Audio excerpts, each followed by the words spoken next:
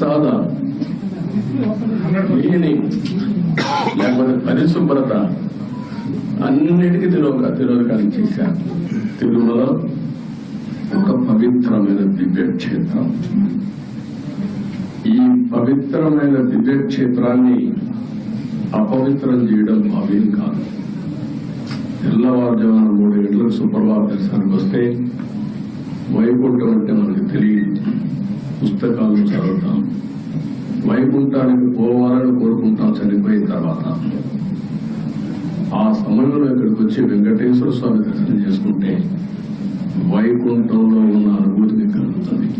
నేను ఎన్నోసార్లు ఫీల్ అయ్యా, ఇప్పుడు కూడా ఫీల్ అవుతున్నా.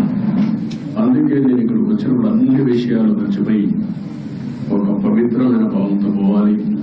ఒకే స్లోగన్ ఉండాలి.